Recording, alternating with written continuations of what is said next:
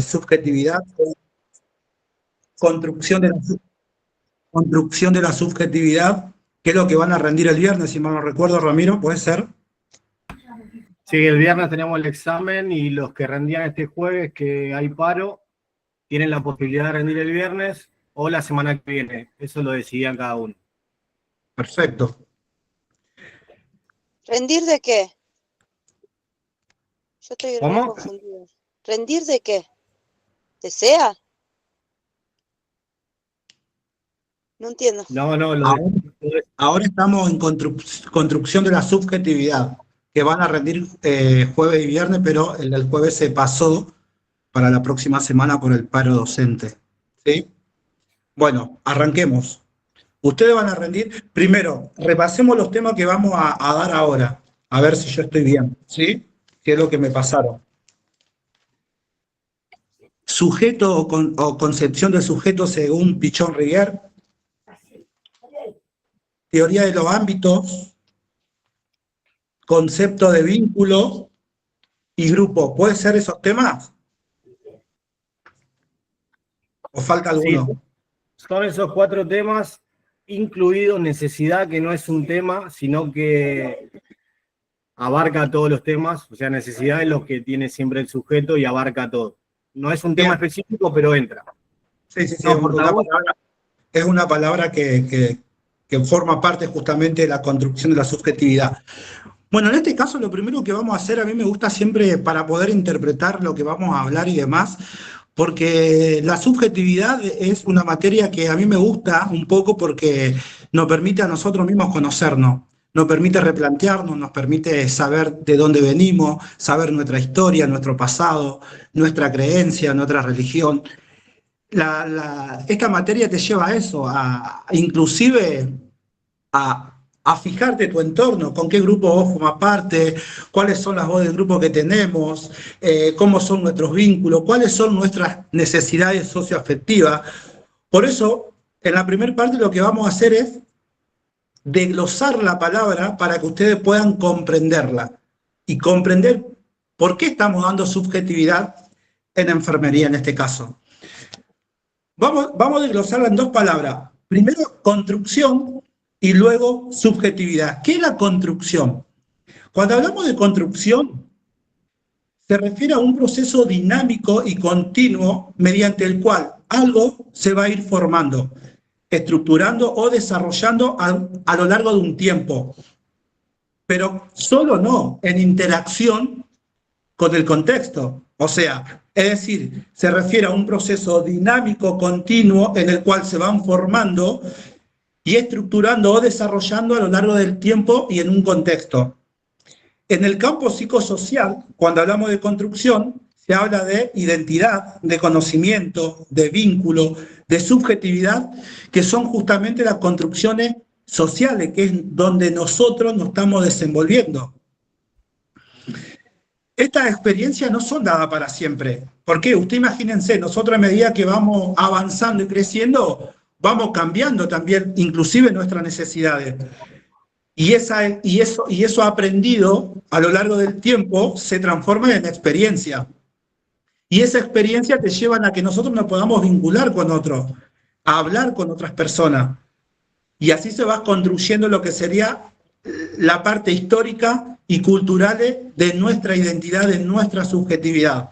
Entonces podemos decir que la construcción es eso, es un proceso dinámico, continuo, mediante el cual se van construyendo estructuras en el tiempo y en el contexto. A ver, ninguna identidad se construye de sí sola. Siempre hay estímulos externos e internos que nos permiten construir eso. Cuando hablamos de subjetividad, hablamos de la experiencia, hablamos de los pensamientos, hablamos de las emociones, de los deseos, de la creencia, de los modos de percibir el mundo que tiene cada uno de nosotros. Porque yo, Dani, tengo una forma de sentir, una forma de desear, una forma de creer. Quizás yo tengo una creencia que muchos de ustedes no crean. Yo tengo unos deseos que quizás ustedes tengan, pero hacia otras cosas. Y esto es lo que hace al ser humano.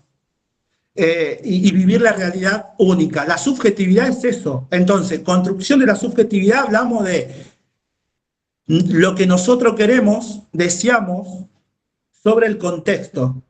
Y en esa palabra, construcción de subjetividad, es lo que Pichon Rivière habla de un concepto, o habla de la noción de la construcción de la subjetividad, que son muy centrales, dice Pichon Rivière. ¿Por qué? Porque son corrientes de pensamiento que tienen que ver con la psicología social. La palabra se lo dice, psicología social. Es lograr interpretar, entender, yo como enfermero, bueno, ¿cuáles son las subjetividades de cada persona? ¿Cuáles son las vivencias de cada persona? Y ahí es donde yo voy a ir formando y adquiriendo herramientas para tener empatía. Después, más adelante, van a saber lo que es la distancia óptima, los tipos de distancia y demás. Pero para eso es importante entender y comprender la subjetividad de cada persona. Nos van a llevar a nosotros como enfermeros poder darle la mejor atención según sus necesidades. Porque yo puedo estar enfermo, porque tengo un problema de salud mental, pero después hay otra persona que tiene un problema cardíaco. O sea, ambos necesitamos atención, pero las necesidades van a ser distintas. Lo mismo en los deseos. En los deseos podemos hablar, por ejemplo, cuando hablamos de género. El deseo de la diversidad no va a ser lo mismo que aquellas personas que se autoperciben como heterosexual. ¿Se entiende a lo que voy para que ustedes vayan entendiendo? Y entonces cuando Pichon Rivière dice que el sujeto, nosotros, yo como persona, porque cuando hablamos de sujeto hablamos de nosotros, en primera persona, que somos un ser permanentemente en proceso de construcción.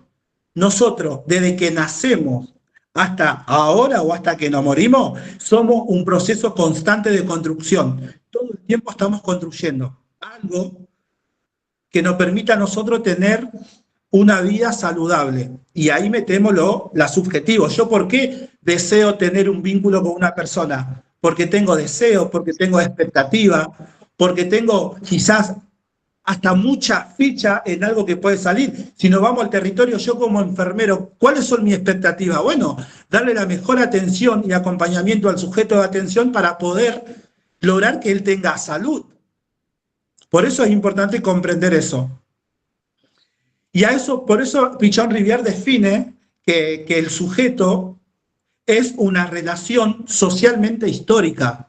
Es social y es histórica. ¿Por qué histórica la palabra histórica? Porque histórica habla de nosotros, de nuestra historia, de donde nosotros venimos, de donde nacemos y cómo fuimos a lo largo del tiempo ir construyendo identidad, construyendo comunidad, construyendo subjetividad. A eso Pichon Rivière define como sujeto, digamos. Y desde un enfoque más que nada psicoanálisis, relaciona la comunicación, el pensamiento dialéctico. ¿Por qué? Porque el sujeto, nosotros no somos algo estático ni cerrado. Nosotros todo el tiempo estamos cambiando.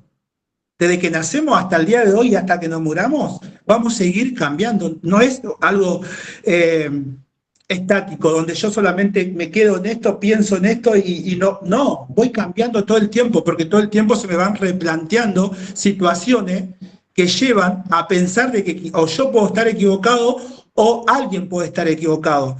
Así se construye inclusive subjetividad, así se construye comunidad, así se construyen los grupos, así se construyen los vínculos, que es lo que vamos a abordar nosotros más adelante. Por eso Pichon Rivière desde el psicoanálisis cree que el sujeto tiene que ver con las relaciones sociales históricas. Tampoco el sujeto es cerrado, porque yo, por ejemplo, ahora estoy ayudando a ustedes a que puedan comprender distintos conceptos de psicología. Estoy abierto a preguntas, respuestas. Ustedes son personas abiertas porque se vinculan, porque tienen familia, porque tienen novio, porque tienen sobrinos, porque tienen compañeros, amigos. Por eso Pichon Rivière dice que no somos ni estáticos ni cerrados, somos abiertos. ¿Por qué? Porque nosotros nos construimos en base a ¿qué? A la interacción constante. ¿Con quién? Con otros. Yo todo el tiempo me estoy vinculando con otros, yo todo el tiempo estoy construyendo subjetividad con otros. Y no solamente con personas, sino con el contexto. Ustedes cuando hablamos de esto, imagínense ustedes cuando van evolucionando a lo largo de su vida. ¿Cuál es su historia? ¿Ustedes piensan lo mismo que pensaron hace 5 años atrás? ¿Piensan de la misma forma de hace 10 años atrás? ¿Sienten de la misma forma? No, porque todo el tiempo vamos construyendo subjetividad. La característica del sujeto, según Pichon Rivière, que es muy importante, que tiene que ver con que el sujeto del vínculo, es decir, que nosotros no nos sentimos aislados, todo el tiempo nos estamos vinculando con las personas, somos un sujeto vincular. Es decir, que toda la forma y la transformación que yo voy a tener, lo voy a obtener a través de los vínculos. Y eso me permite a mí generar subjetividad e identidad. ¿Y con cuál tengo los vínculos? Con la familia, con los amigos, con los compañeros de la facultad, con la institución a la cual yo voy. Y esa es la unidad básica, el vínculo es la unidad básica de la subjetividad. Otra característica del sujeto, según Pichon Rivière, es que es dialéctico y dinámico. ¿Qué quiere decir? Que la identidad del sujeto se construye a través de contradicciones constantes. Todo el tiempo nosotros estamos en lucha constante sobre conflictos emocionales, mentales, que nos llevan ¿a qué? A que nosotros podamos cambiar para lograr aprender algo distinto. Ustedes imagínense, yo estoy seguro que si nos ponemos nosotros a pensar estos conceptos y relacionarnos con nosotros, nos vamos a dar cuenta que nuestra identidad se construyó en base a los conflictos constantes. Y ese conflicto constante me llevó a cambiar. Y hoy no soy lo mismo que era hace 10 años atrás. Soy distinto, pienso distinto, creo distinto, siento distinto. Otra característica del sujeto es la determinación social e histórica. Eso es muy importante. ¿Por qué? Porque el sujeto, yo, ustedes, están atravesados por una historia personal. Y esa historia personal es a lo que a nosotros nos va a llevar a ser lo que somos. Con errores y con aciertos, con cosas buenas y con cosas malas. Esa es nuestra historia. Y esa, en definitiva, es la que a nosotros, al sujeto, nos va a determinar también. No solamente la historia personal, sino la historia social de donde yo vengo, de la comunidad, del barrio, del pueblo, de la provincia, del país. Eso también tiene que ver con la determinación social e histórica, lo que son características principalmente que forman al sujeto, a ese concepto de sujeto. Y además es muy importante, ¿por qué?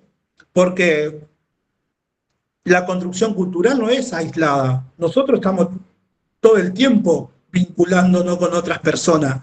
Y quizás en nuestra facultad, en nuestra escuela, tenemos compañeros de diferentes comunidades. Hay en la comunidad CON que está estudiando enfermería.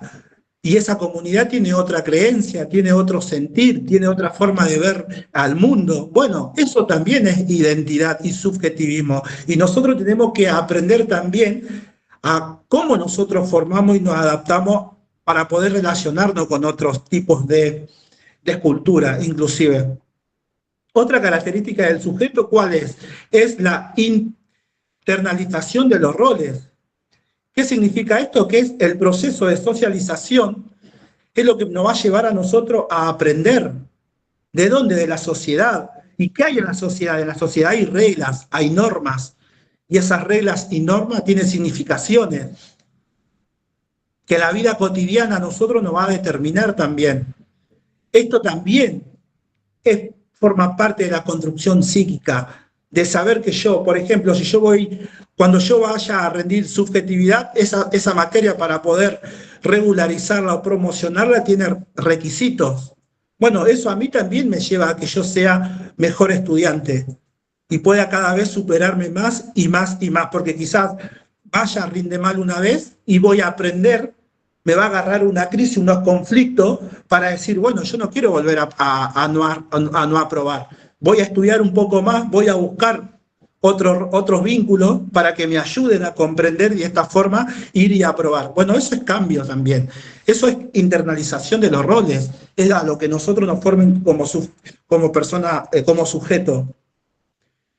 Y después, algo muy importante que es el enfoque grupal que tenemos.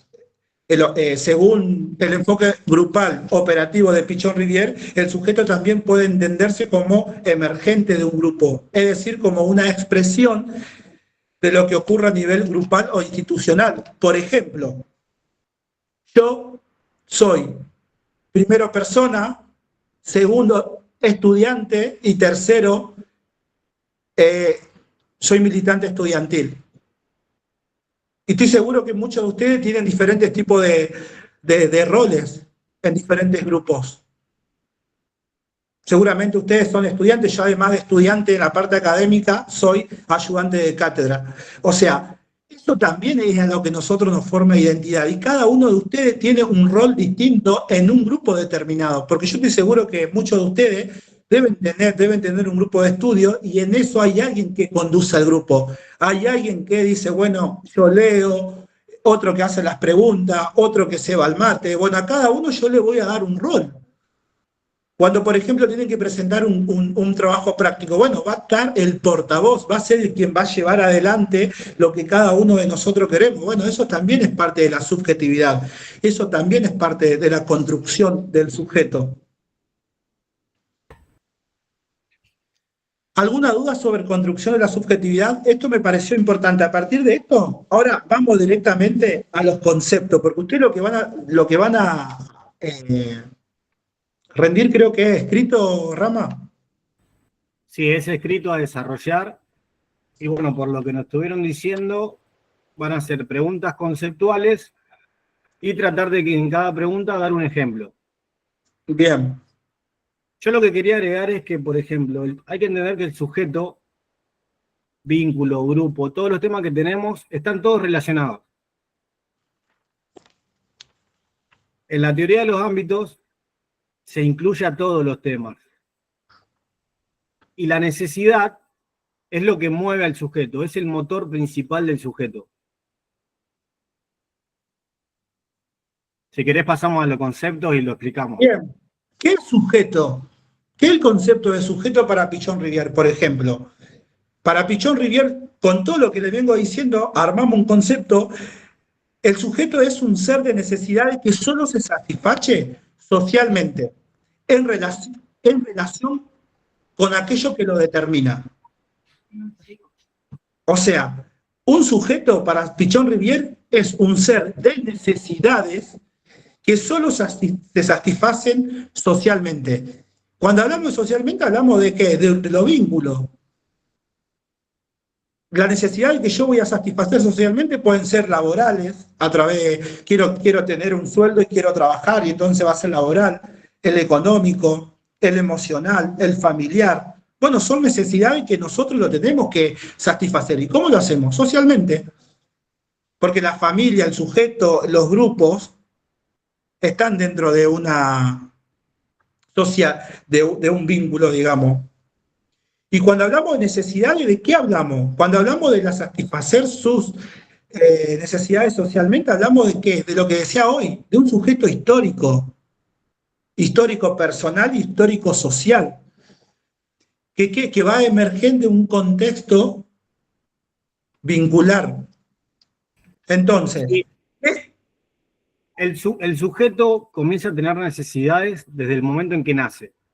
Sí. El bebé tiene necesidades por parte de la madre, pero este ejemplo no cuenta como vínculo porque el bebé no tiene historia. O sea que la relación entre el bebé con la madre es un protovínculo que no lo dimos, pero bueno, es para que entiendan la parte de necesidad. Por ejemplo, yo tengo que yo alquilo, tengo todos los meses cubrir unos gastos. Me quedé sin trabajo. Ahí surge una necesidad, pero tengo que pagar el alquiler y no tengo plata. ¿Cuál es la necesidad que yo voy a tener ahí? Conseguir un trabajo para poder satisfacer el problema que tengo, que es pagar el alquiler. Vamos a otro.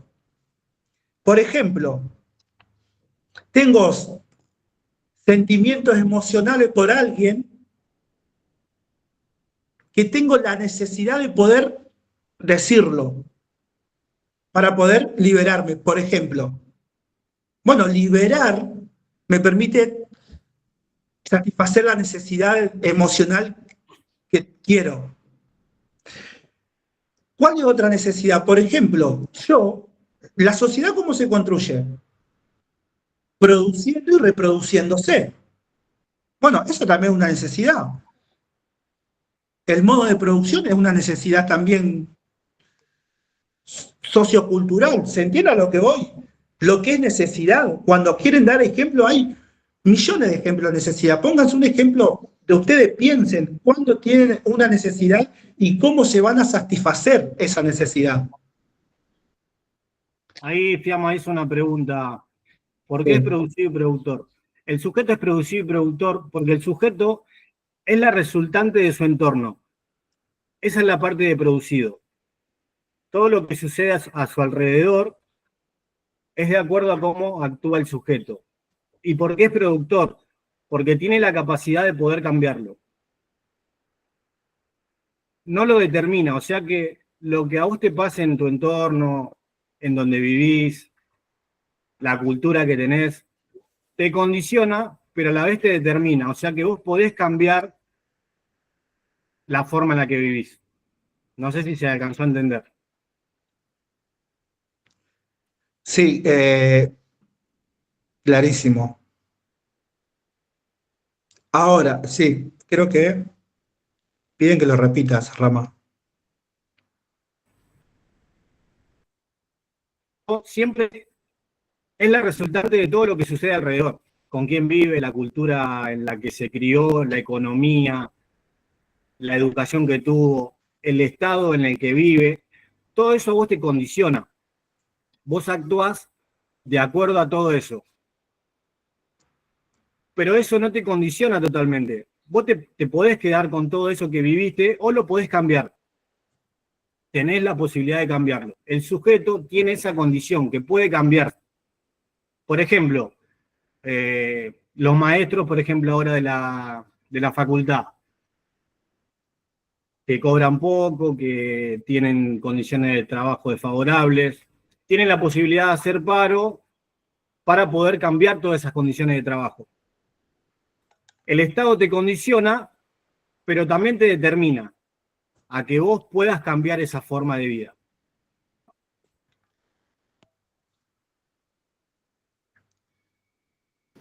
A ver, si no entendí mal, entonces, el sujeto es productor y producido, las dos cosas a la vez.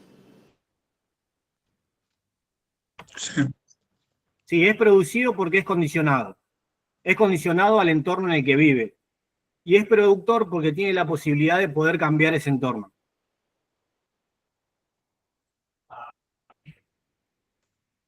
Bien, perfecto.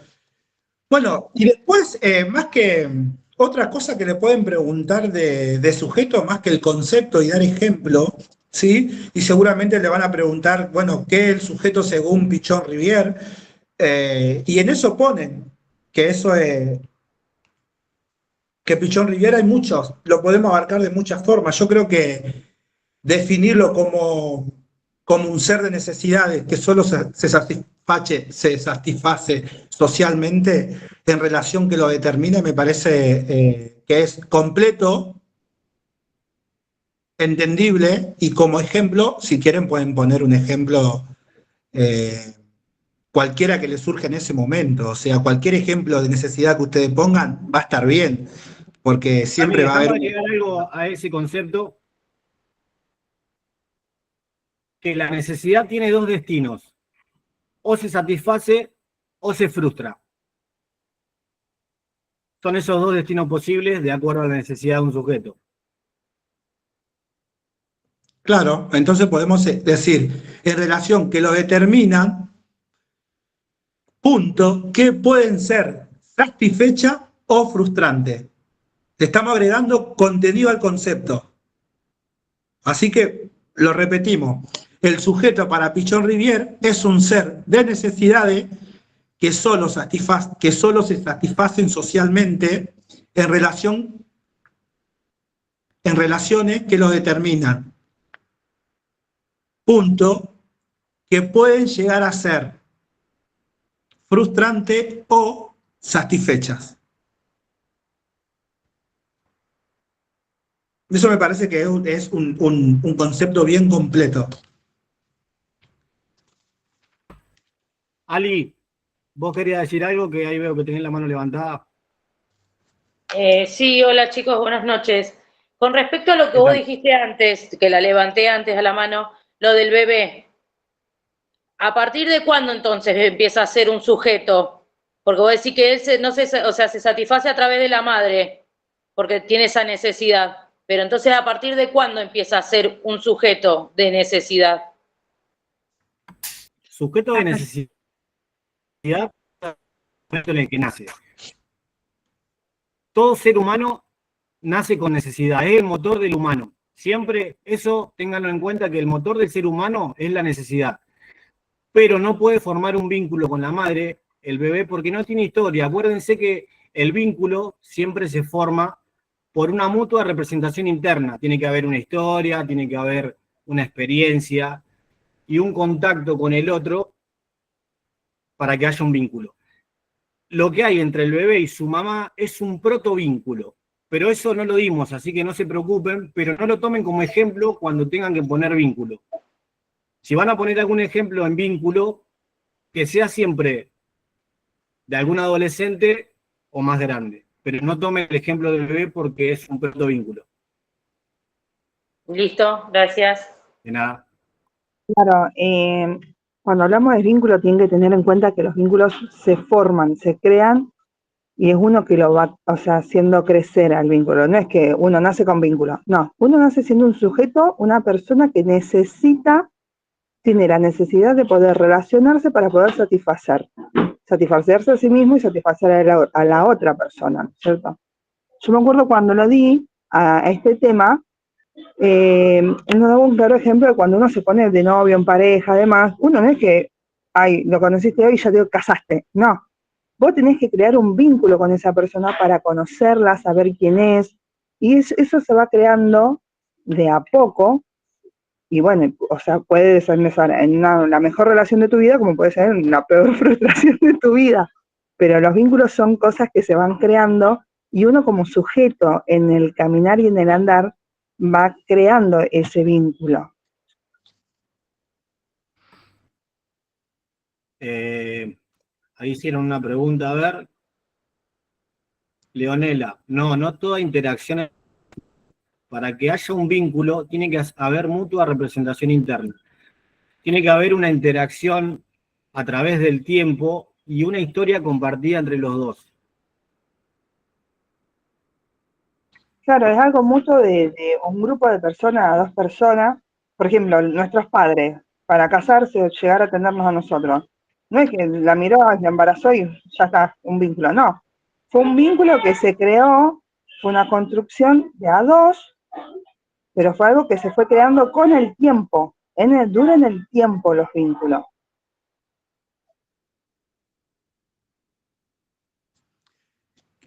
Alguien tiró a ver el mensaje, dice: la construcción del sujeto se llama la construcción del sujeto de dialéctica por los pares contradictorios y sistema abierto. ¿Puede ser? Sí, totalmente. Es lo que hablábamos hoy cuando hablábamos de lo que sería la característica del sujeto según Pichon Rivière. Pichon Rivière dice que es dialéctico y dinámico. ¿Por qué? Porque la identidad del sujeto se construye continuamente en contradicciones, en conflicto. ¿Por qué? Para poder aprender. Y esos aprendizajes son cambios, son transformaciones. Y nosotros estamos constantemente en conflicto, estamos constantemente en contradicción para lograr armar una subjetividad propia, digamos. Pero sí, ¿Alguna duda sobre sujeto? ¿Es algo más psicoanálisis, más charlarlo? Creo que eso, una vez que ustedes pongan el concepto bien, después es contar un poco más la experiencia. No sé si hay palabras clave que tienen que estar, por ejemplo, necesidades, satisfacción social. Son palabras coquetas que te definen muchísimo para cuando vayan a escribir. Por eso es importante.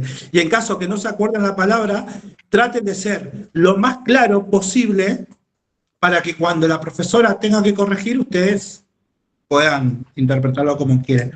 ¿Alguna duda sobre concepto de sujeto según Pichon Rivière? ¿Algo más que quiere que hablemos? Voy a dar un ejemplo, un experimento que hicieron en Estados Unidos con respecto a cuando nacían los bebés, los ponían en una sala apartada y las enfermeras solamente iban y le daban de comer, pero no interactuaban con los bebés. Y al tiempo se empezaron a dar cuenta que esos bebés se morían. ¿Por qué? ¿Por qué pasa esto? Porque el sujeto siempre tiene la necesidad de tener interacción con otro sujeto.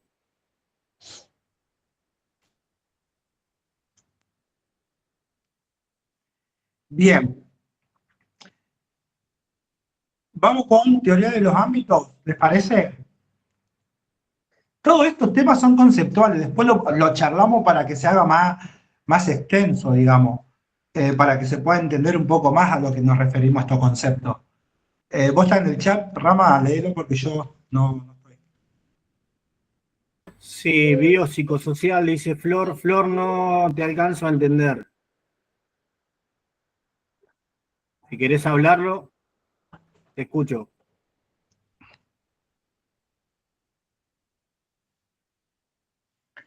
Sí, la experiencia del sujeto le otorga valor porque le permite constituirse.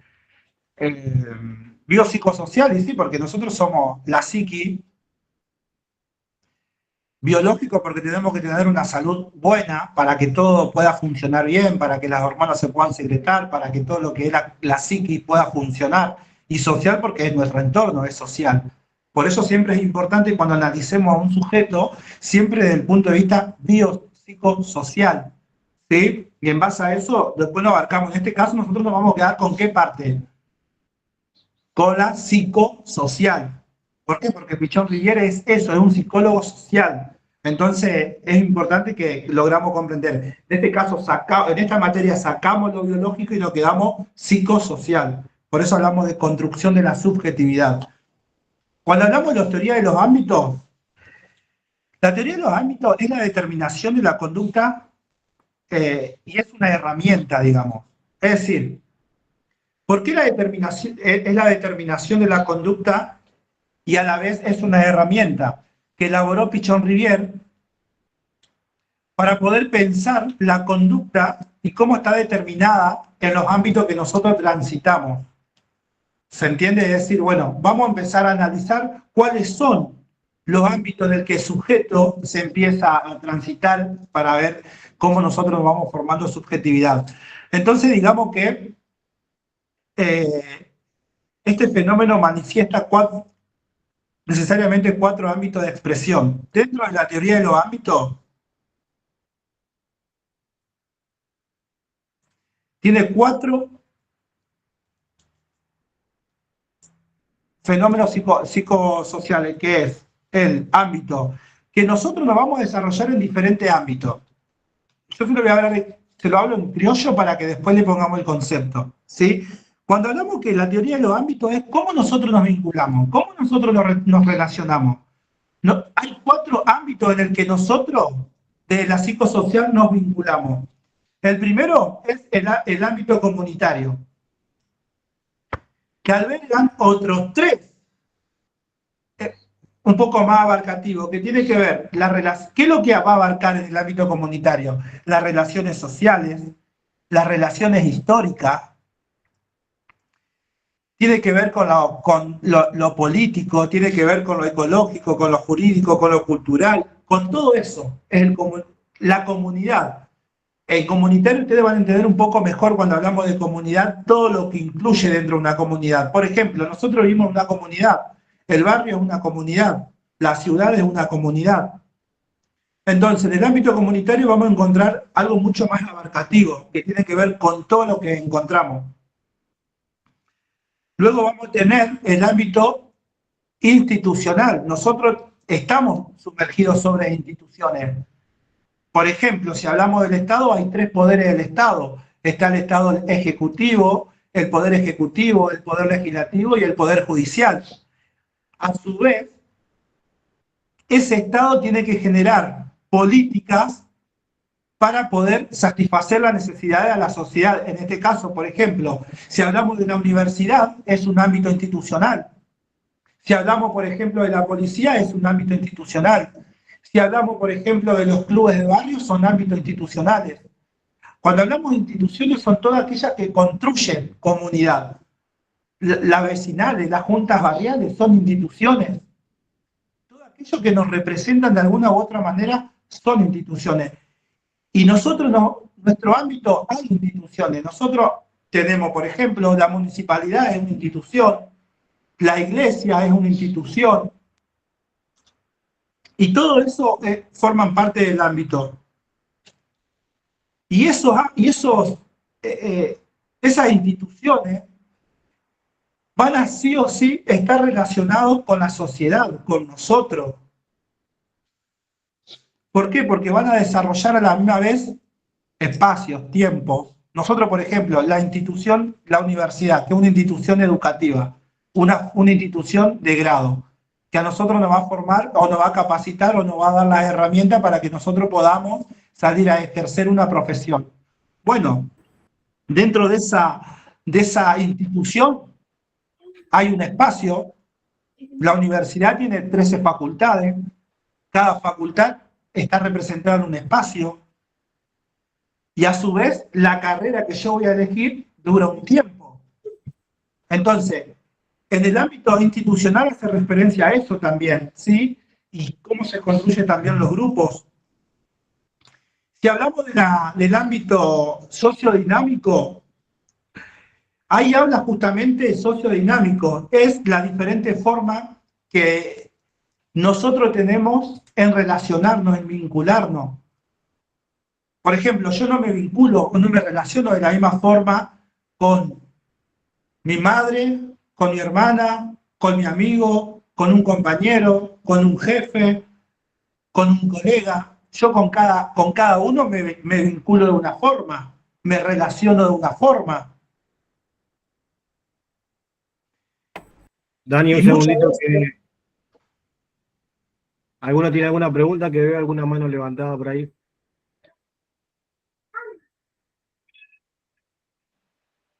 ¿Puedo hacer una consulta? Sí. Para entender más o menos lo que es institucional, puede ser también, si vos hacés algún deporte, algo, ¿contaría como parte institucional? Claro, los clubes son una institución. Ustedes vayan a su barrio y vean un merendero, es una institución.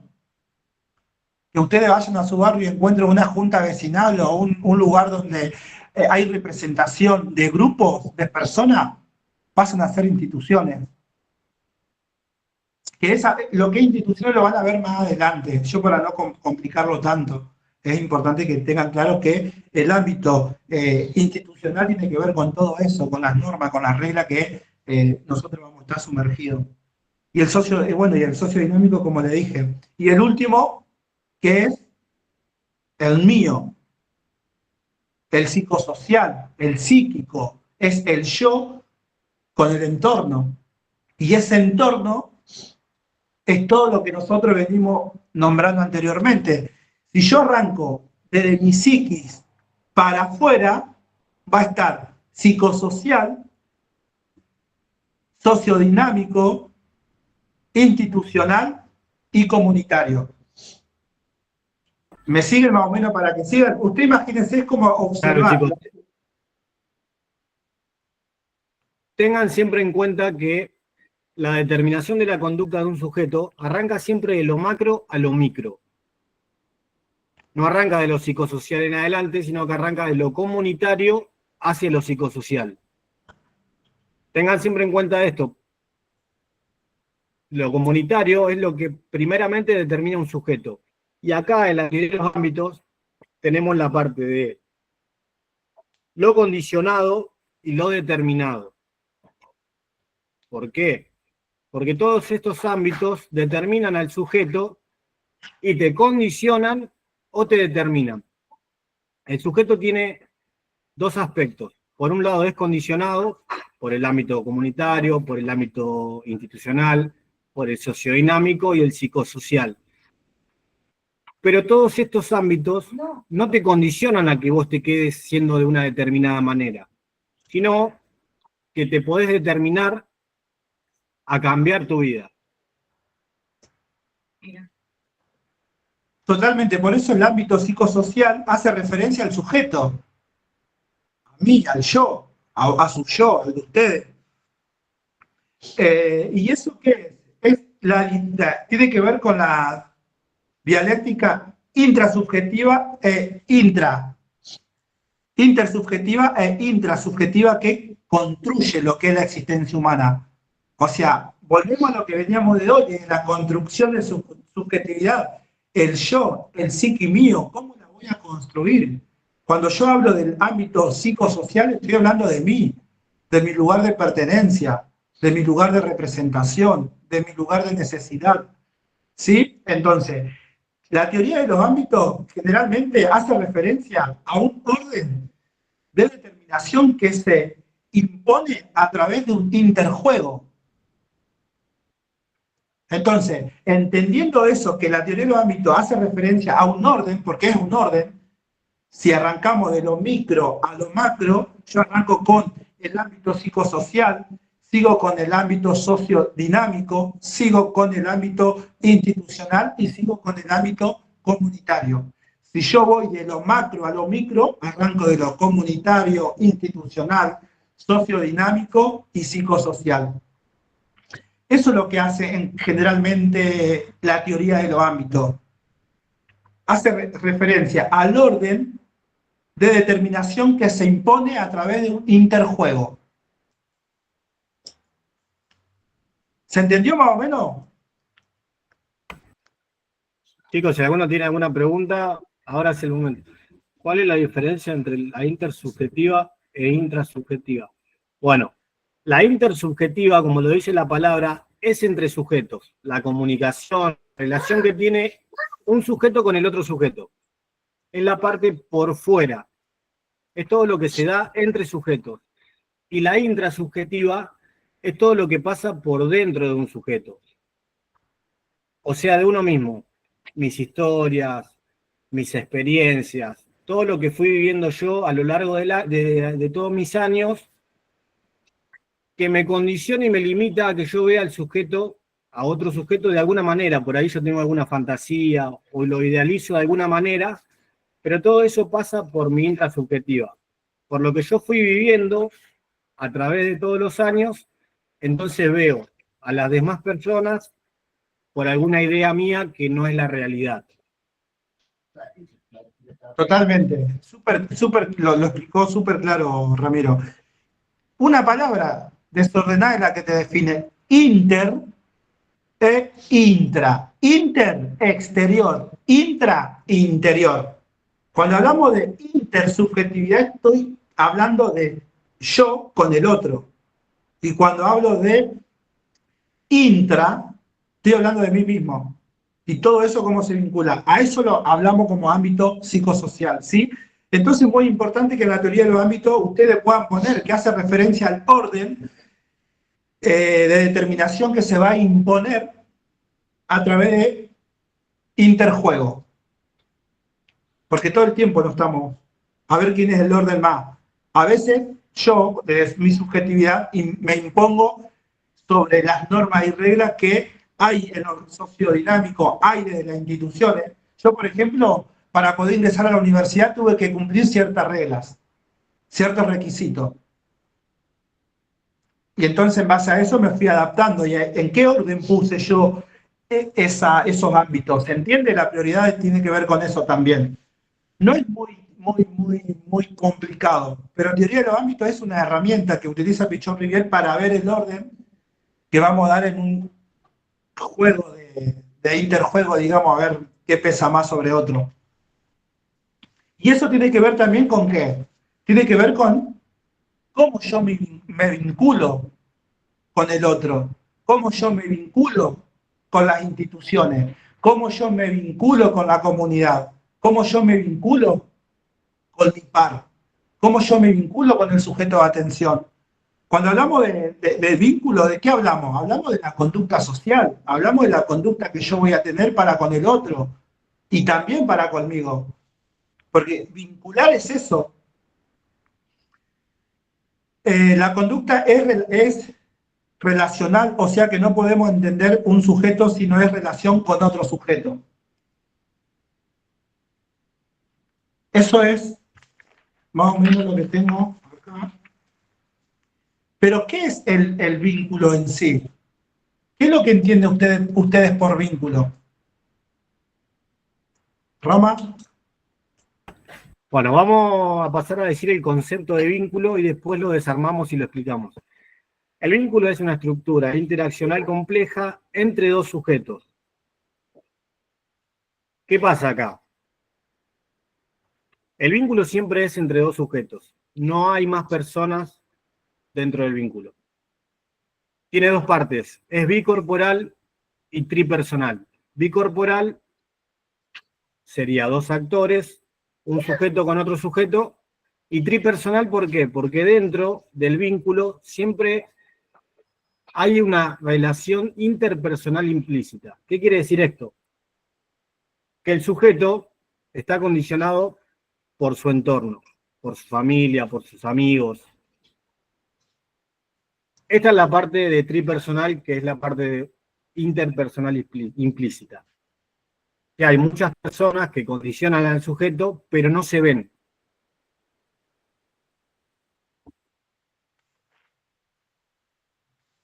Bien. Yo acá tengo un concepto de vínculo que me gustaría leérselo. Sí.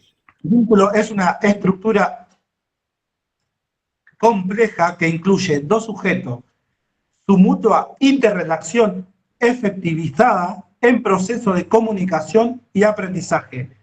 Se funda motivacionalmente en las necesidades de los sujetos y se desarrolla en dos menciones dialécticas, la intersubjetividad y la intrasubjetividad. El vínculo se genera a partir de las experiencias sociales que van a construir al sujeto. Estas relaciones intersubjetivas son direccionales, pues existe una tarea que lo convoca en función a la satisfacción de las necesidades que estén en juego entre los sujetos. Las relaciones intrasubjetivas son aquellas en las que el sujeto tiene internalizada en todo aquello y que está dentro del sujeto. Eso sería vínculo. Es una estructura compleja que incluye a dos sujetos que en mutua interrelación hay un proceso de comunicación y aprendizaje. Yo me vinculo con ustedes, ustedes se vinculan conmigo ahora porque quieren aprender o porque creen que yo les puedo dar las herramientas para aclarar algunos conceptos. El vínculo es una estructura compleja, Dani, porque para yo poder... Perdón. Claro, nosotros lo tenemos separado, como le explicó la profe, nosotros tenemos separado el concepto de vínculo con lo que es intersubjetiva y intrasubjetiva.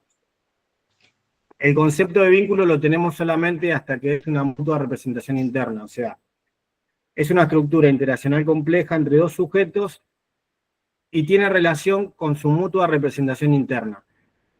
Hasta ahí tenemos el concepto de vínculo y después tenemos lo que significa intersubjetiva y intrasubjetiva por otro lado.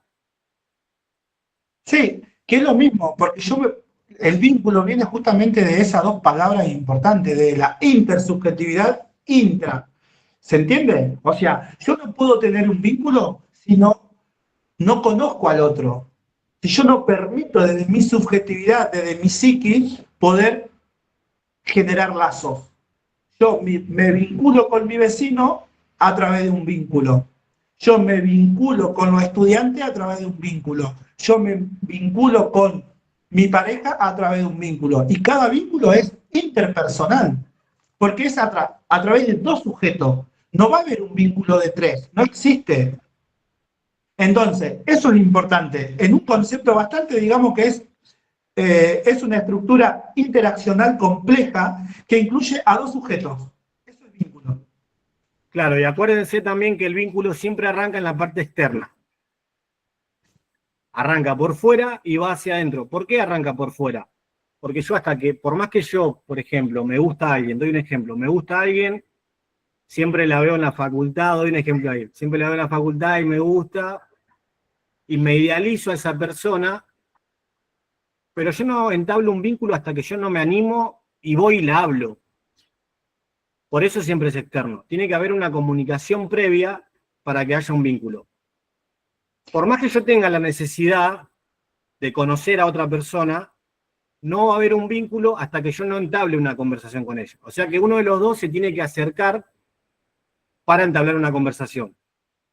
Y ahí arranca todo el proceso de aprendizaje y comunicación que después va a llevar al vínculo.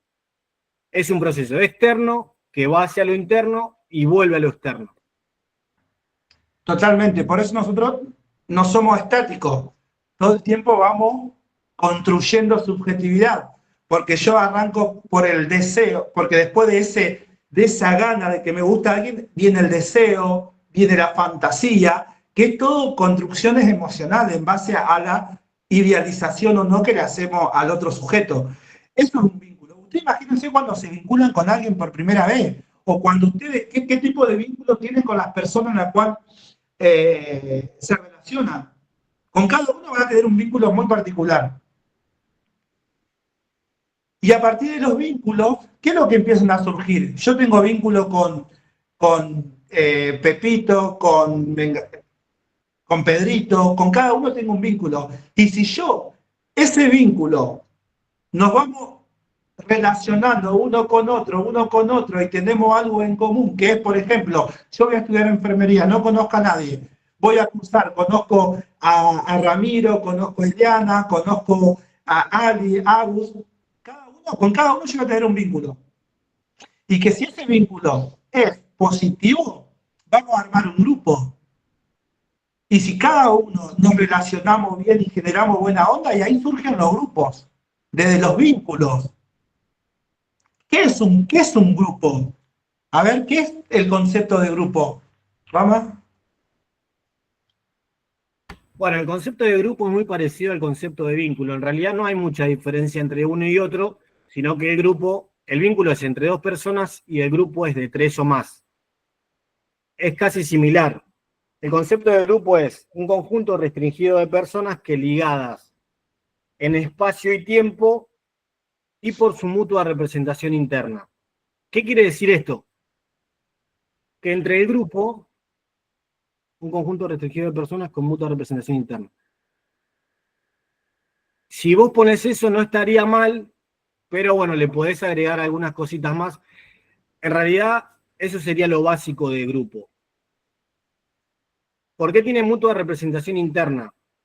Porque el grupo tiene que tener tarea en común, objetivo en común y necesidad en común. Tiene que darse estos 3 aspectos para que sea un grupo. Si no, sería una serie que lo vamos a hablar en un ratito. ¿Por qué grupo restringido? Porque si somos muchos, por ejemplo en el salón, uno no se puede conocer con todo, si bien por ahí los conoce de vista y llega a saber cómo se llaman y todo, pero no tenés una historia, no llegás a armar una historia y un vínculo entre todos. Por eso tiene que ser restringido el grupo. Tiene que ser de 10, 15 personas, 20, no más que eso. Tiene que estar ligado en espacio y tiempo. ¿Por qué? Porque necesitamos un lugar, un espacio y una continuidad de conocimiento para que este vínculo se vaya dando entre todos. ¿Tiene que tener un mismo interés en común? Bueno, por eso es mutua representación interna y no una individualidad de representación interna. Mutua, porque tienen que tener todo el mismo objetivo, toda la misma necesidad y toda la misma tarea. Y tiene que haber un conocimiento y una historia entre todos para que sea un grupo. Totalmente, y es importante que para que un grupo se forme tiene que haber vínculo. ¿Sí? ¿Por qué? Porque el grupo, ¿qué es el grupo para ustedes? Es el lugar de contención. El grupo es el lugar de apoyo. El grupo es donde nosotros, a partir de necesidades, nos vamos a ir relacionando. Por ejemplo, yo armo grupo de estudio. Esto es un grupo de estudio. Hay algo que nos une, que es la necesidad de poder entender o comprender diferentes conceptos de esta materia que van a rendir. Y ese es el grupo. El grupo es eso. Imagínense ustedes, cierren los ojos y cuántos grupos tienen que quizás no lo podían comprender. Su grupo de compañeros de la facultad es un grupo, los papis del colegio con los hijos es otro grupo, el club es otro grupo, salida de fin de semana es otro grupo. Yo, por ejemplo, tengo muchos amigos, pero con cada amigo tengo diferentes grupos. No todos los grupos son los mismos. Yo con cada grupo no me vinculo de la misma forma, porque los intereses en el distintos grupos son distintos. Y eso es importante. Tengo un grupo que es académico, un grupo que es de juntada de comida, que es un grupo de fin de semana, que es un grupo de viajar, cada grupo tiene un interés. En el grupo de viajar, el interés, bueno, ¿cuándo nos vamos una escapadita a tal lado? El grupo de estudio, bueno, tenemos que juntarnos para preparar para el parcial. Y así sucesivamente. ¿Se entiende? Acuérdense que el grupo tiene que tener mutua representación interna. Tienen que estar todos conectados a un mismo objetivo, tarea o necesidad. Si no se da esto, que no hay mutua representación interna, pasaríamos a lo que es una serie, que es exactamente lo mismo que un grupo, pero no está dada la mutua representación interna, sino que cada uno tiene una individualidad. Por ejemplo, esto lo hablamos en clase, que un grupo de personas esperando el colectivo, todos tienen el mismo objetivo, que es viajar, la misma necesidad y la misma tarea, pero no es en común, y no hay una historia previa. Por eso no es un grupo, y eso es una serie. Totalmente. Después están organizadores grupales, la emergente. Esas son las características de los grupos, digamos, que Rama recién acaba de explicar. A su vez, de los grupos, de ese vínculo interpersonal, intervincular, intersocial, intercultural, como quieran llamarlo, es grupo, aparecen a su vez los portavoces de esos grupos. Porque yo cuando vamos a hacer por ejemplo, hay que presentar un trabajo práctico, armar grupos no más hay más grupos que dice formar grupos no más de 5 personas. Bueno, después dentro del grupo hay discusiones. Bueno, ¿quién se encarga de escribir la primera parte? ¿Quién se encarga de imprimir esto? ¿Quién se encarga de hacer la carátula? ¿Quién se encarga de hablar? ¿Quién se va a encargar de representar al grupo? Que eso va a ser el portavoz del grupo. El portavoz del grupo es aquel que en el grupo, en un determinado momento, enuncia algo. Y ese algo es el signo de proceso grupal que hasta ese momento ha permanecido latente o implícito como escondido dentro de la totalidad del grupo. El portavoz no tiene conciencia de enunciar algo de la significación grupal que tiene en ese momento, sino que enuncia o hace algo que vive como propio. Por ejemplo, para irnos un poco más, para que ustedes entiendan, ¿vieron el Consejo Directivo de la Facultad, que es el órgano de cogobierno donde se toman todas las decisiones? Bueno, está representado por muchas voces. Cada voz, cada integrante es el portavoz de un grupo. Y ese portavoz de un grupo se supone que va a representar o va a llevar la petición del grupo que decidieron internamente. Pero esa decisión también va acompañada de lo que uno siente y piensa. Porque dentro de los grupos puede haber que no estemos de acuerdo. Yo, por ejemplo, soy el que tengo que llevar la voz y digo, no, yo no estoy de acuerdo con que los docentes no reprogramen los parciales por paro. Pero quizás hay un grupo interno que dice, no, pero hay que luchar por su derecho y defenderlo, nosotros no vamos a pedir eso. Bueno, son diferentes tipos de intereses que surgen en los grupos. Si vamos a dar clase, por ejemplo, ustedes tienen que presentar un tema. Ese tema va a haber alguien que va a ser el portavoz que de alguna u otra forma va a llevar lo que su grupo definió. ¿Se entiende más o menos lo que es? A su vez, el portavoz puede ser horizontal o vertical. ¿Qué quiere decir vertical? Que la historia mía, lo que yo creo, la historia mía propia, es lo que va a representar o va a reflejar parte del grupo. Si yo, por ejemplo, llevo... Dani, sí. para que acá capaz que Ali tiene una pregunta con respecto a lo que estábamos hablando. Ali.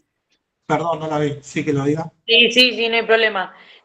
Bueno, nosotros cuando dimos eso, lo del portavoz, lo hicimos así con un ejemplo, ponele, no sé, teníamos que hacer el trabajo en grupo y había una persona representante que era el que tomaba la voz por todos y nos dijeron, no se crean que es un sindicalista, como diciendo que lo mandamos a poner la cara.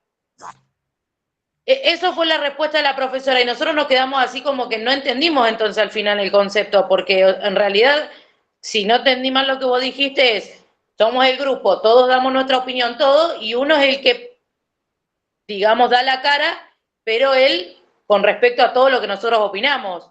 No sé si estoy entendiendo mal. Sí. Portavoz es el que dice o piensa todo lo que el grupo está sintiendo en un determinado momento y lugar. Claro, bueno, Esto y no cuando quiere dijimos eso nos dijo que no es un sindicalista que va y pone la cara por todo. Esa fue la respuesta del profesor, ni siquiera fue de nuestra profesora. Y bueno, como que no. todos quedamos ahí como que no entendimos nada al final. Es que en definitiva Es que tampoco, un sindicalista... Es que claro, tampoco sería un sindicalista porque el sindicalista pelea por el grupo y nosotros no estamos diciendo que pelea por el grupo, sino que expone lo que el grupo piensa y siente en un determinado momento, nada más. Claro, eso es lo que nosotros le quisimos decir, porque es como un representante de todos cuando tenemos ponerle que hacer el trabajo y es el que da. No vamos a poner uno cada uno, porque se supone que en grupo no vamos a leer los 10 lo mismo, sino que va a leer uno por todo lo que armamos en conjunto. Y bueno, y ellos nos dieron eso, que no es un sindicalista que va a decir va a poner la cara por todos. Esa fue la respuesta, entonces no entendimos al final qué es lo que quisieron decir. No, en realidad, no sé qué te quisieron decir, pero en definitiva, si tengo que poner como ejemplo un sindicalista, es el portavoz del grupo. Porque él habla en representación de la mayoría de sus subordinados. El tema que decir sindicalista es como que hoy en un contexto bastante complejo, pero yo, por ejemplo, puedo llegar a ser el portavoz del grupo. Ramiro es el portavoz, por ejemplo, de Impulso, en este caso. ¿Por qué? Porque él está garantizando de que la clase que se comprometieron con los estudiantes se pueda llevar adelante. ¿Se entiende lo que son los portavoces? Son aquellos que, en definitiva, en un determinado tiempo van a llevar la expresión del grupo, de ese grupo que tuvo vínculo, que tuvo relación, que tiene en cuenta todo el contexto histórico personal de cada uno, en definitiva. Claro, puedo decir también que el portavoz no es el líder del grupo, porque el líder se mantiene en el tiempo y el portavoz es solamente en un momento y en un lugar determinado. Mañana o pasado puede ser otro. Sí. No es lo mismo líder que portavoz. ¿Se entiende? Eso es muy importante. Yo le voy a leer el concepto que tengo acá, que es prácticamente lo mismo de lo que venimos hablando. El concepto de portavoz es aquel que definimos como integrante que se desempeña como vehículo de esa cualidad nueva que es el emergente, que es lo nuevo, como dijo Ramiro. Es aquel que en un grupo y en un determinado momento dice algo, enuncia algo, y ese algo es el signo de un proceso grupal que hasta ese momento ha permanecido latente o implícito. Sí, Lo Flor, que quería decir enuncia algo. el portavoz debe ser descodificado, es decir, que hay que quitarle su aspecto implícito. ¿Qué quiere decir? Que no hay que verlo como un líder, por así decirlo. El portavoz es el que va a anunciar algo, el que va a decir algo, pero que llegaron de acuerdo con el grupo. Yo no voy a decir, no, nosotros no estudió nadie porque yo no estudié y capaz que todo mi grupo estudió. Yo no sería un portavoz ahí, porque no estoy de acuerdo con mi grupo. Mi grupo no dijo, che, en consenso Dani andá y decir que nadie estudió. No, ¿se entiende a lo que voy? Flor, si querés decir algo, ahora es el momento. Bueno, yo di como ejemplo que la profesora... Un segundo. Bueno, yo como di ejemplo, viste, de la profesora, el tema de, suponete, un niño enfermo en una familia, en un grupo. Va y le dice a la padre que, bueno, me duele el estómago. Y ahí sería portavoz. ¿Cómo no se escuché, perdón? Se cortó. Sí, perdón, justo mi perro estaba ladrando. Es que así, yo le di un ejemplo a la profesora que me dijo estaba bien. Bueno, nosotros representamos como un grupo familiar, un niño está enfermo en parte de la familia, un hijo, un primo, qué sé yo, con quien esté viviendo, se levanta un día mal, porque diciendo que me duele el estómago, no me siento bien, y hay como un ejemplo que sería el portavoz.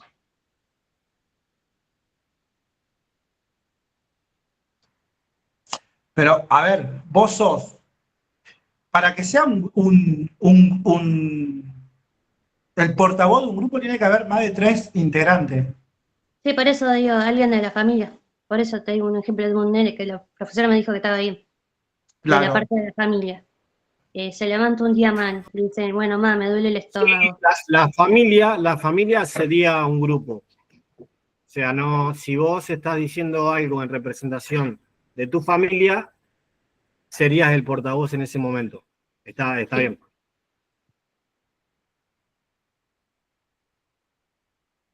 Bien.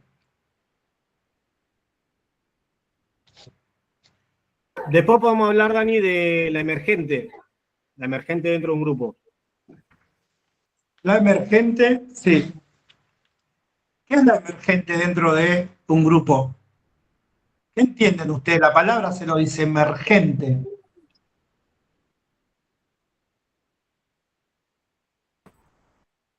La emergente es una emergencia que sucede adentro de un grupo. El portavoz no elige serlo. En realidad, el portavoz sí elige. No es que alguien lo puso, porque si alguien te pone, o sería más como un líder carismático. El portavoz sí elige en un momento determinado ser el portavoz del grupo. La emergente es una emergencia que sucede adentro de un grupo determinado que puede determinar el condicionamiento del grupo o puede llevar a una solución. Por ejemplo, una enfermedad. Dijo Ariel que el portavoz no elige serlo, inconscientemente aporta algo. No sé de dónde sacaron eso, pero el portavoz siempre elige ser portavoz. No es que alguien lo determina para que sea el portavoz del grupo. Vamos a pasar con emergente. Es un acontecimiento que sucede adentro del grupo que puede ser condicionador o creador de, ¿cómo le explico? Una enfermedad que pasa dentro de un grupo familiar. Cambia toda la perspectiva del grupo. O sea, que puede generar una solución o puede generar un problema dentro de un grupo. Eso es la emergente. Claro, digamos que es el acontecimiento sintético y creador dentro de un grupo, que puede ser interpretado como un indicador de un cambio o un indicador de resolución de conflictos. Ese sería el emergente. Es sintético y es creador dentro de un grupo. Que puede ser positivo o negativo, sí, que puede ser un indicador de un cambio, de una transformación, o puede ser un indicador de resolución de conflictos. A eso llamamos emergente, ¿sí? Seguimos con portavoz. ¿Alguna otra duda de portavoz? Ustedes, chicos, imagínense, cuando ustedes van a presentar un tema en la facultad y el portavoz, de alguna u otra forma, para ustedes, puede ser que yo diga, bueno, Ramiro va a ser el portavoz, y Ramiro diga, y no quiero, pero si no queda otra, Ramiro va a tener que serlo. Entonces, de alguna u otra forma, ya sea consciente o inconscientemente, uno es consciente de ser portavoz. Porque yo si soy el portavoz es porque en definitiva lo acepté.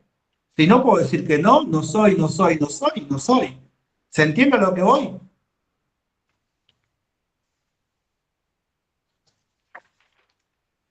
Bien. Y a su vez en toda esta transformación, en estos grupos, en estos vínculos, en este portavoz y demás, siempre tiene que haber cambio y transformación. Para que, como cada cambio y cada transformación, ¿qué hay también? Bien, horizontalidad y verticalidad se refiere al concepto de grupo. Está dentro del grupo. Yo pensé que no había dicho eso. Sí, la horizontalidad se refiere a todo lo dinámico del grupo, a todo lo que pasa por fuera del sujeto, el vínculo con otro sujeto dentro del grupo, la comunicación que hay, las relaciones y los roles de cada uno dentro de un grupo. Para que se entienda bien, la horizontalidad es la dinámica grupal. Todo lo que pasa dentro del grupo, pero por fuera del sujeto. Tómenlo como si fuera parecido a la intersubjetiva de vínculo. Bueno, esta sería la parte igual, pero de grupo. Es todo lo que pasa en el grupo, pero por fuera del sujeto. Comunicaciones, relaciones, los vínculos entre sí. Horizontalidad. Y la verticalidad es todo lo que pasa por dentro del sujeto, pero que influye en el grupo. ¿Por qué influye en el grupo? Por ejemplo, si yo mañana voy a la facultad y yo tuve un problema, me siento mal, me siento enojado, eso va a influir en el grupo, no voy a actuar de la misma manera como actúo siempre. ¿Se entiende? La verticalidad es lo que pasa por dentro mío, pero que influye en el grupo. Y la horizontalidad es todo lo que pasa referido al grupo. Claro, la horizontalidad tiene que ver con la historia del grupo y el recorrido desde el inicio hasta que se termina. Eso es la horizontalidad. Y la verticalidad es la historia mía dentro del grupo. ¿Se entiende? Son cositas, pero es a la inversa nada más. Uno es la historia del grupo y de su recorrido de cómo inició y cómo terminó, y la verticalidad es lo opuesto de la historia del sujeto. Cuando hablamos de vínculo, de grupo, de todo lo que ustedes más o menos venimos hablando, a su vez, todos esos cambios, esas transformaciones, esas crisis, no van a ser naturales. Va a haber un inconsciente, el yo. ¿Vieron la formación de Arziki? Yo, super yo, el ello. Bueno, va a haber algo ahí que me va a decir, no, pará. No quiero cambiar. No quiero transformarme. Quiero seguir en el lugar cómodo que estoy. Es decir, para que haya cada cambio siempre va a haber resistencia a los cambios. Nosotros ponemos resistencia muchas veces a los cambios.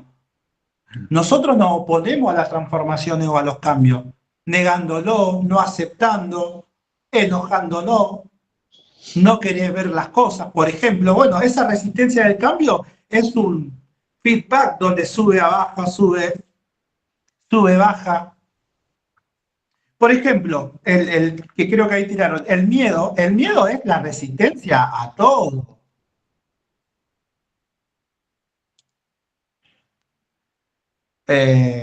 Y a su vez, esta resistencia al cambio tiene que ver con ¿qué? Con la afiliación o pertenencia, con la cooperación, con la pertenencia, con la comunicación, con el aprendizaje, con la resistencia, con la tele, digamos, con el tele, que es la apropiación de los conceptos para aprender. Yo tengo que siempre seguir aprendiendo. Cuando hablamos de resistencia al cambio, hablamos de justamente cuando dentro de un grupo alguien, un integrante, no se siente comprometido, no se siente parte del grupo, no se siente ni con el grupo ni con él mismo dentro del grupo. Y eso, el grupo puede tener un fin, porque no van a haber cambios. Hay una resistencia a decir, che, bueno, mañana tenemos que venir todos a las 7 de la mañana. Somos 5. Y de los 5, 2, uno llega 1 hora después y el otro 2 horas después, ese grupo no va a durar mucho. Hay una resistencia de que el grupo funcione. Hay una resistencia de cambio. La cooperación. Eso se da también dentro de qué? Para que cooperar también va a permitir que el cambio se pueda funcionar o no. ¿Se entiende? Eso significa que hay que cooperar para que los grupos funcionen. Siempre. Y de esta forma es mucho más gratificante. Cuando hablamos de esas cosas, ustedes piensen a la vida cotidiana de ustedes, diariamente, en la facultad. O sea, ¿cuándo se vinculan con alguien? ¿Cuándo un grupo funciona? Cuando hay tolerancia, cuando hay cooperación, cuando hay buen respeto. ¿Se entiende? Y todas esas cosas tienen que ver también con todo eso. Y también abierto a aprender principalmente. Todo proceso grupal siempre, siempre, siempre va a tener resistencia al cambio. Por esa característica que le nombré. ¿Pero por qué hay resistencia al cambio? Porque cada uno de nosotros subjetivamente capaz que estamos cómodos con otro grupo que con este. Y caí en un grupo que quizás había buena onda con un par, pero no con todo. Entonces me llevó a que, no, el grupo no va a funcionar porque hay resistencia al cambio. Y pasa eso justamente. La resistencia al cambio es eso, es la resistencia que hay en cada grupo. Y eso es muy importante que nosotros podamos comprenderlo. ¿Sí? Aporte, ¿quedó alguna duda con respecto a horizontalidad y verticalidad? Le tiro un dato, porque vínculo y grupo es lo mismo, nada más que uno tiene 2 sujetos y el otro tiene varios sujetos, de 3 o más. Intersubjetiva, relaciónenlo con horizontalidad.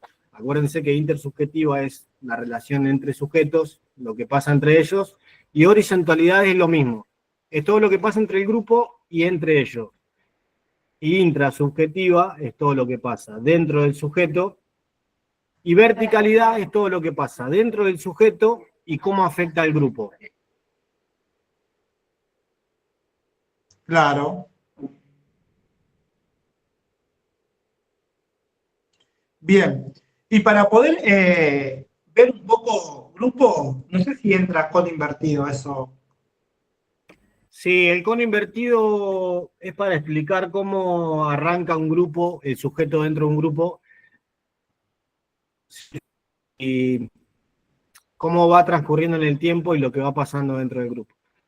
Bueno, más que nada para explicar los roles adentro de un grupo, pero no va a entrar el cono para explicativo todo. Claro, bueno, tienen que saber que todo lo que sucede en un grupo y la manera en manejarse puede ser representada por el esquema del cono invertido, que construye una escala de evaluación para interpretar los fenómenos grupales. Vamos a tener una base y un vértice. En la base se van a ubicar los contenidos emergentes, manifiesto y explícito, y en el vértice se van a ubicar las situaciones básicas, universales, implícitas, que están permanentemente actuando y cuya indagación es tarea del observador. En la espiral dialéctica indica que hay una mutua retroalimentación. El cono tiene una parte más extensa que la base y otra más circunscripta, que es el vértice. Esto es útil para mostrar que mientras lo manifiesto explícito se presenta bajo múltiples formas, lo latente o implícito puede reducirse a unos pocos miedos o fantasías básicas o universales. Por ejemplo, en todo grupo encontramos resistencia al cambio como fenómeno universal, pero en cada grupo o en diferentes momentos de un grupo, esta resistencia se puede manifestar de muchas formas distintas: aburrimiento, agresividad, desatención, diversión, etc. El hecho de que el cono se presenta como invertido indica que lo manifiesto está arriba y lo latente está abajo. Arriba se asocia generalmente con lo superficial, es decir, lo manifiesto, mientras el abajo con profundo, es decir, con lo latente. Es para analizar el grupo. Está bueno y después si ustedes quieren este concepto, Rama se va a encargar de pasárselo, que es un resumen sencillo y que está claro para que ustedes puedan rendir y se saquen un 10. ¿Dudas? Yo ahora el resumen que tenemos, que lo armamos el otro día con el grupo, lo voy a mandar al grupo. Sí, lo mando al grupo para si ustedes quieren descargarlo o imprimirlo y lo pueden leer. Está todo lo que estuvimos hablando y está muy bien explicado, así que cualquier duda que tengan pueden preguntar después en el grupo y no tenemos drama en contestarle. Bien. ¿Alguna pregunta, chicos?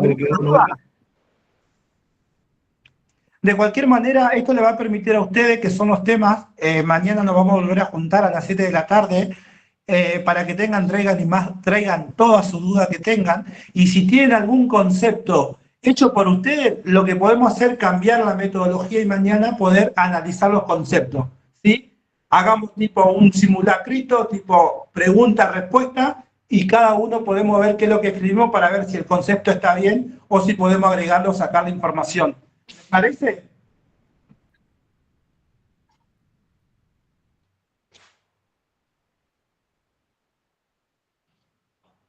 Bueno, condición exclusiva, Ali, que estés en el grupo. Cualquier cosita vamos a estar publicando en el grupo de subjetividad que tenemos, así que hay que sumarse, hay que compartirlo con sus compañeros, y mañana entonces nos vemos a las 7 de la tarde, otra vez.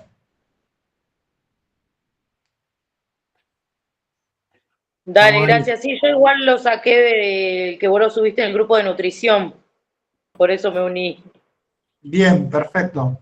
Bueno, chicos, que tengan linda noche, repasen, estudien, armen su concepto, y mañana lo que vamos a hacer es analizar cada concepto para que cuando vayan a rendir puedan responderlo de la mejor manera posible, ¿sí? Gracias por el tiempo y que tengan buenas noches. Chao, chicos, nos vemos mañana. Saludos.